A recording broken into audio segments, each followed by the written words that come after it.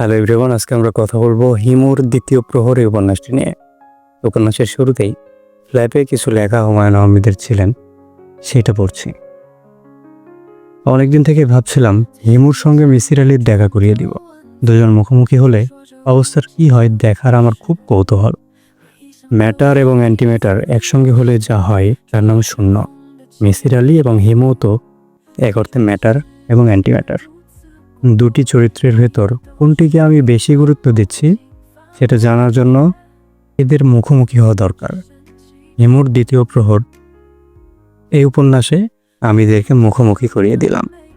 হিমু, যে কিনা একজন সাহসী এবং শৃঙ্খল মানুষ, যে কিনা সারাক্ষণ দৌড়ে বেড়ায়, এক জায়গায় থাকেন না, এখানে ওখানে রাত বেরাতে একা একা বেরিয়ে পড়েন এবং তিনি কখনো ভয় পান না কোনো কিছুতে।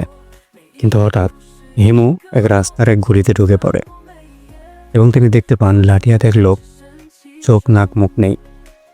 এটা দেখে তিনি হঠাৎই ভয় পেয়ে যান এবং জ্বরে ভোগেন। কিছুদিন হাসপাতালে ভর্তিও থাকেন। তারপরেও তার এই ভয় মন থেকে কাটে না কোনোভাবেই। তাই তিনি সিদ্ধান্ত নেন যে তিনি মিসির আলির বাসায় যাবেন আলাপ করার জন্য তার এই ভয়ের এই ব্যাপার নিয়ে, এবং তিনি সেটাই করেন। এদিকে বাদল, যে কিনা হিমুর কত ভাই, সে বিদেশ থেকে চলে আসে বিয়ে শাদী করার জন্য। আমি মূলত মূল গল্পটা একটু বলছি। বাদল চলে আসে বিয়ে শাদী করার জন্য বিদেশ থেকে। আবার এদিকে হিমুর পরিচয় হয় মীরা এবং মীরার বাবার সাথে, দুই পকেটমার এবং ছিনতাইকারীর সাথে। আবার এদিকে হিমুর ফুপার সাথেও এদের একটা ভাব হয়, মিল হয়। এর একটা রিজন আছে, সেই রিজনটা হলো এরা মদ্যপানে অতি উত্তম সঙ্গী। এছাড়া উপন্যাসে আরও একটা ক্যারেক্টার আছে, যে ক্যারেক্টারের নাম হলো ময়লা বাবা, যার কিছু ক্ষমতাও আছেন বলে তিনি মনে করেন।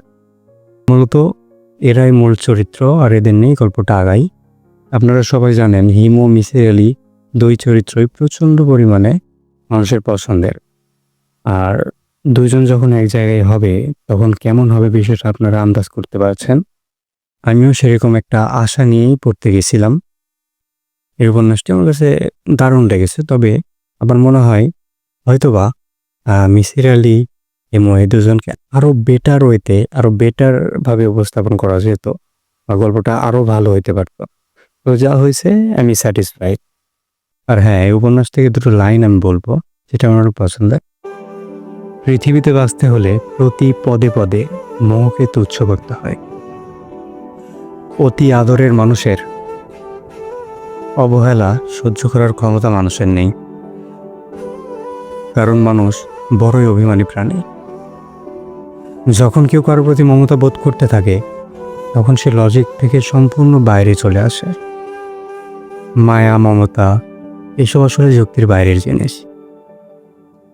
তো যাই হোক, ভিডিওটি কেমন লাগলো কমেন্ট করে জানাতে পারেন। খোদা হাফেজ।